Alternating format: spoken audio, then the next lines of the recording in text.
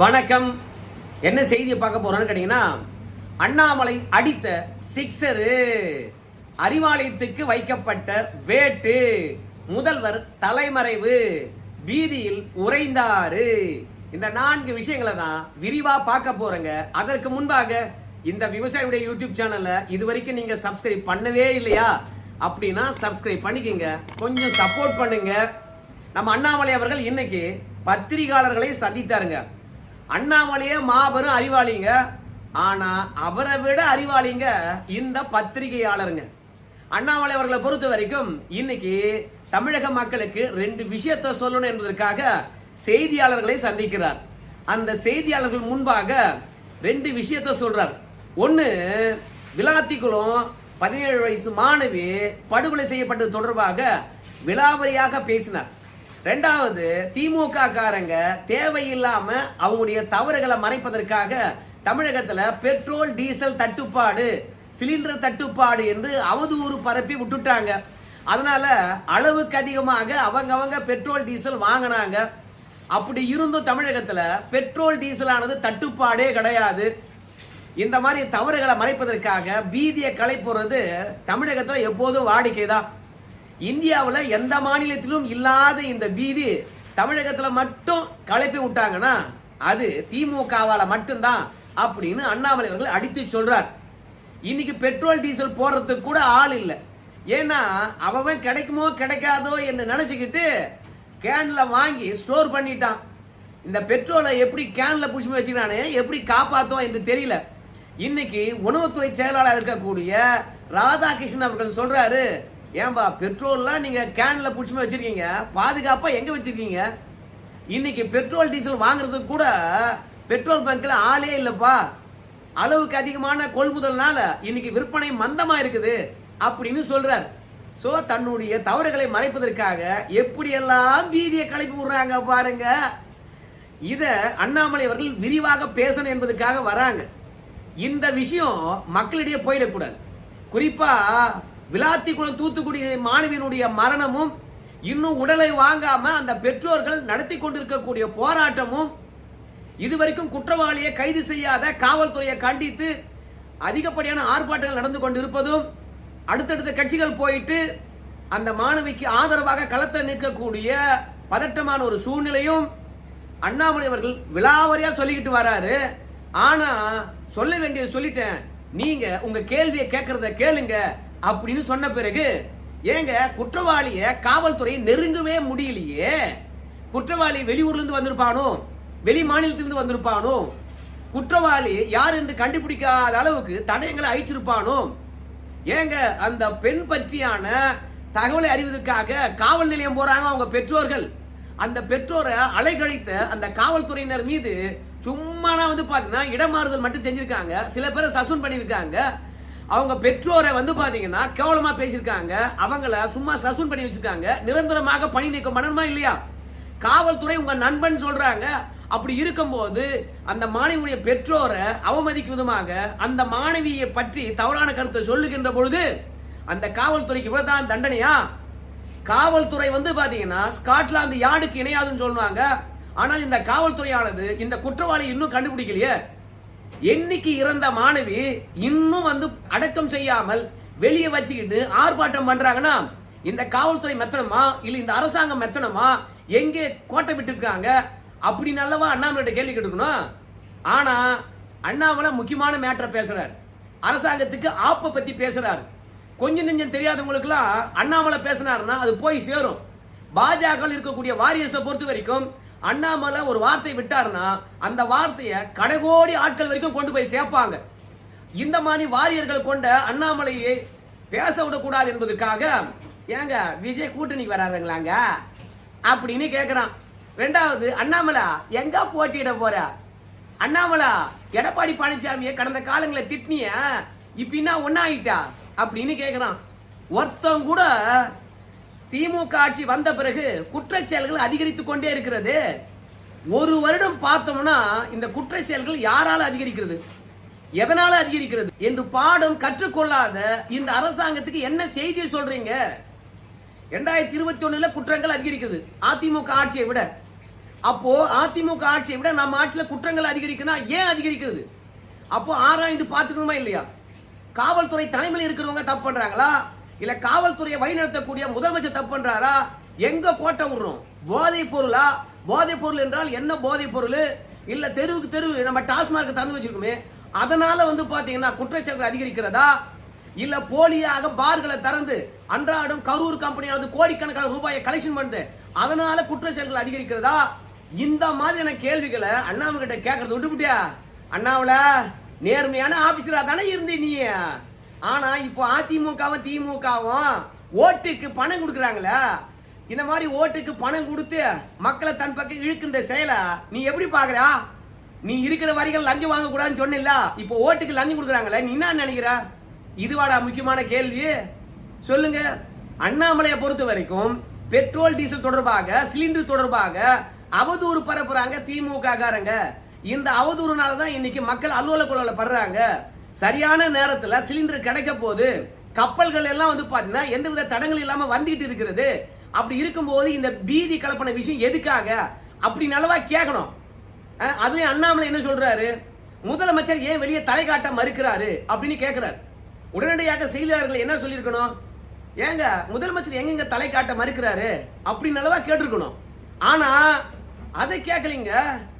அதை விட்டு அப்போ விஜய் வந்தானே எத்தனை தொகுதி துணை முதலமைச்சரா அப்படின்னு கேட்கிறாங்க.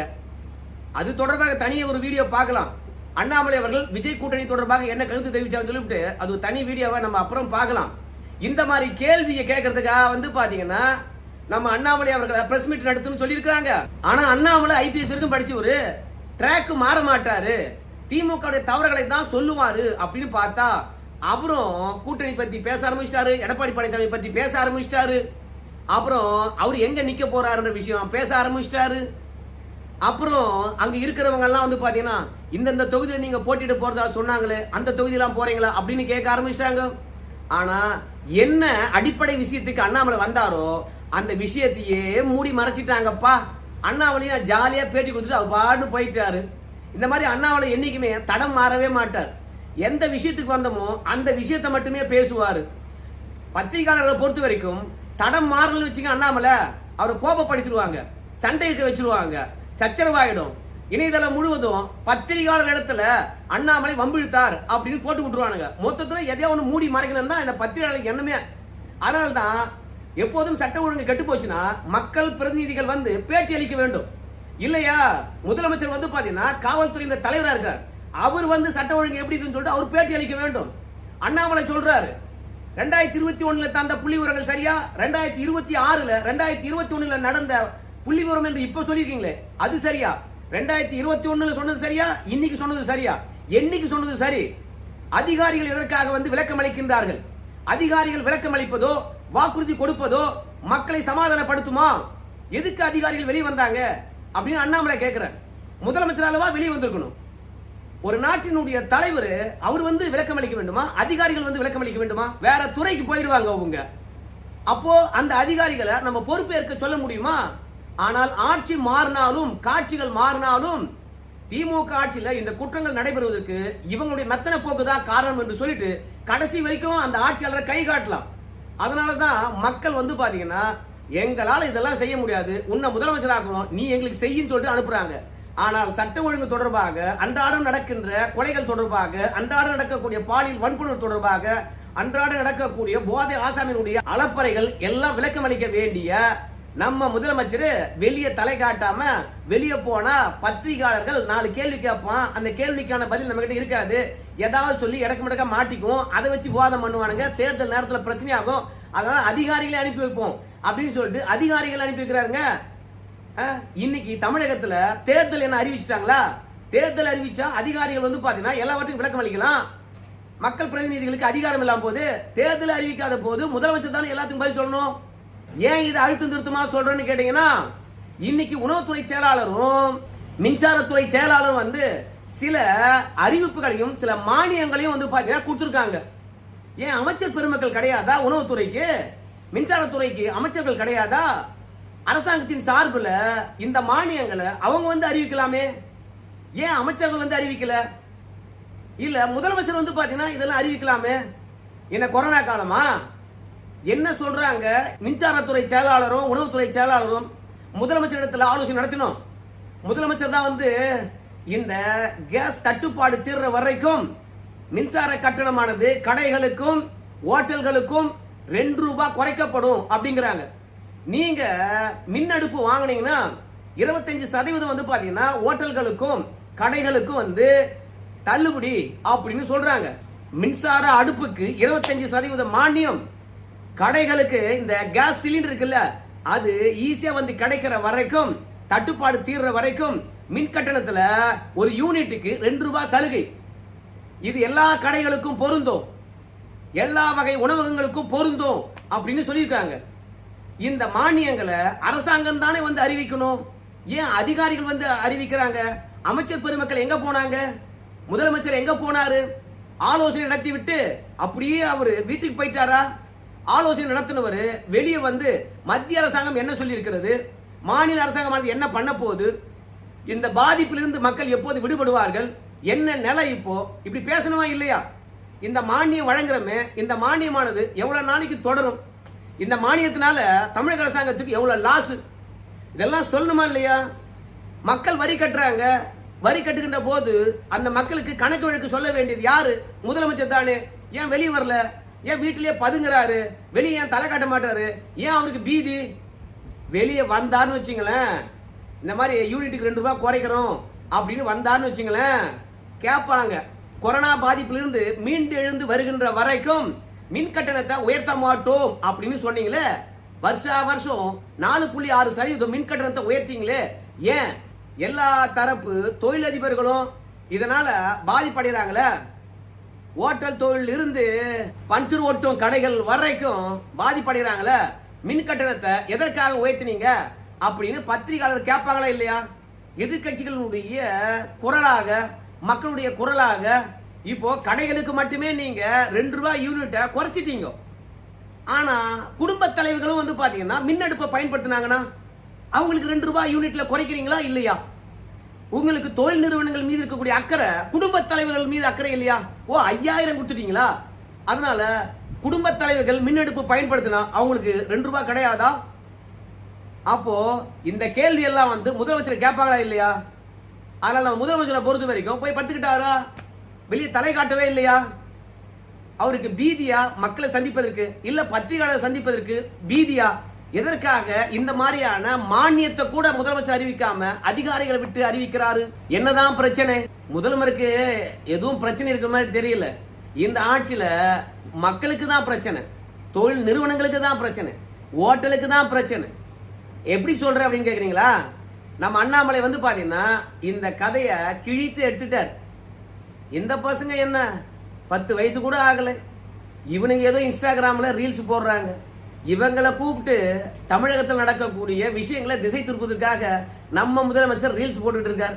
என்ன படிக்கிற, உங்க அப்பா என்ன பண்றாங்க, உங்க அம்மா என்ன பண்றாங்க அப்படின்னு சொல்லிட்டு இந்த பசங்க கிட்ட செல்ஃபி வீடியோ எடுத்து போட்டு ஒட்டுமொத்தமாக திசை திருப்புகின்றார். இந்த பசங்களை பொறுத்த வரைக்கும் அடிப்படையில திமுக காரங்களும் என்னவோ தெரியலையப்பா, இந்த ஆட்சி நல்லா இருக்கிற மாதிரி முதலமைச்சர் எங்கேயோ எப்போ ஒரு வார்த்தையை விட்டுக்கிறார், படி படின்னு. அதை புடிச்சுக்கிட்டு முதலமைச்சரே படி படின்னு சொல்றாங்க, நீங்களாம் படிக்க மாட்டீங்களா அப்படின்னு வந்து ஒரு ரீல்ஸ் ஒன்று போட்டாங்க. எப்படியா இருந்தாலும் இந்த மாதிரி முதல்வரை புகழக்கூடிய வெத்து வேட்டு பசங்களா இருந்தா கூட அதை முதல்வர் காதுல கொண்டு போய் சேர்த்து அதன் மூலமாக நம்ம ஆட்சி ஓஹோன்னு இருக்குது, ஆஹான்னு இருக்குது, மாதம் மும்மாறி மழை பெய்கிறது, வறுமையே இல்லை அப்படின்னு மன்னர் காலத்துல சொல்லுவாங்களே, அந்த மாதிரி கூட இருக்கின்ற அமைச்சர் பெருமக்கள் பிஆர்ஓ பண்றாங்களே என்ன தெரியல. இந்த பசங்களை இன்னைக்கு தலைமைச் செயலகம் கூப்பிட்டு தன்னுடைய அறையிலே வந்து செல்ஃபி வீடியோ எடுத்து போடுறாரு. அதோட முதல்வரை பொறுத்த வரைக்கும் எப்போதும் செல்போன் பயன்படுத்தாதீங்க, படிங்கப்பா, நீ தான் கலெக்டர் ஆகணும்னு சொன்ன, நீ தான் போலீஸ்காரன் ஆகணும்னு சொன்ன, அட படிங்கப்பா அப்படின்னு சொல்லிவிட்டு இந்த ரீல்ஸ் எடுத்து போடுறாரு. நம்ம முதல்வரை பொறுத்த வரைக்கும் ஷூட்டிங்ல எப்பவுமே பிஸியா தான் இருப்பார் பொழுது, சும்மா புட்டு புட்டு வைக்கிறாருப்பா. சரி பரவாயில்ல, இந்த பசங்களாவது வந்து பாத்தீங்கன்னா வெளி உலகத்துக்கு அறிமுகம் ஆனார்களே, அந்த விஷயத்துல முதல்வரை பாராட்டலாம். ஆனா அண்ணாமலையை பொறுத்த வரைக்கும் என்ன சொல்லிட்டாரு கேட்டீங்கன்னா, இதெல்லாம் ஒரு முதலமைச்சர் செய்யற வேலையா இது? ஆந்திரா முதலமைச்சரை பொறுத்த வரைக்கும் 13 வயசு வரைக்கும் செல்போனே பயன்படுத்தக்கூடாது, தடை விதிக்க போறோம் அப்படின்னு சொல்றாங்க. பசங்க கெட்டு போகுது அப்படின்னு சொல்லிவிட்டு இன்ஸ்டாகிராம்ல எதற்காவது தடை இருக்குதா? எல்லா கன்றாவி படங்களும் வருது இல்ல, அப்ப குழந்தைகள் பொறுத்த வரைக்கும் எதை பார்த்து வளரணும்னு சொல்லிவிட்டு எந்தவித கண்ட்ரோலும் இல்லாம வளர்ந்தாங்கன்னா எதிர்காலத்தில் என்ன ஆகுவாங்க? அதே மாதிரி தான் கர்நாடக அரசாங்கமானது 16 வயசு வரைக்கும் சோசியல் மீடியா பயன்படுத்தக்கூட தடை விதிக்கிறோம் அப்படின்னு சொல்லிட்டு தடை போட்டிருக்காங்க. அவங்கெல்லாம் மக்களை பற்றியோ எதிர்கால இந்தியாவுடைய தூண்களா இருக்கக்கூடிய இளைஞர்கள் பற்றியோ ஒழுங்கா சிந்திக்கிறாங்களா? இல்ல நம்ம முதலமைச்சர் மாதிரி ஏப்பா எவன் எக்கெடு கெட்டு போனானா, எவன் குட்டிச்சோரா போனா என்ன, என்னுடைய புகழ் பாடுறதுக்கு ஆள் இருக்காங்களா? அப்படி புகழ் பாடினவங்களை நான் கூப்பிட்டு பாராட்டி பரிசு கொடுப்பேன், அவ்வளவுதான். இதுக்கு என்னையா அப்படின்னு சொல்லிவிட்டு குழந்தைகளுக்கு படிக்க சொல்றது தப்பு இல்லை. ஆனா நீங்களே ரீல்ஸ் எடுத்து போட்டீங்கன்னா, இந்த குழந்தைய பாராட்டினீங்கன்னா அடுத்தடுத்து இருக்கின்ற குழந்தைகள் என்ன பண்ணும்? டேய் முதல்வரே பாராட்டுறாரு சொல்லிவிட்டு எதுவுமே புரியாத 10 வயசுக்குள்ள குழந்தைகள் கேமராவா செல்போனை தூக்கிட்டு தெரு தெருவா அலையாது. சின்ன வயசுலயே பாத்தீங்கன்னா சோசியல் மீடியாவுக்கு அடிமையாக்குற மாதிரி இல்லை. மற்ற மாநில முதல்வர்களை பாத்தீங்கன்னா நம்ம முதலமைச்சர் முன்னுதாரணமா எடுத்துக்கலாமே. இங்க அந்த மாதிரி எல்லாம் பண்ணா அடிமைத்தனம் ஆயிட்டோம் அப்படின்னு சொல்லுவாங்களாம். அது சனாதனிகள் தான் செய்வாங்களாம்.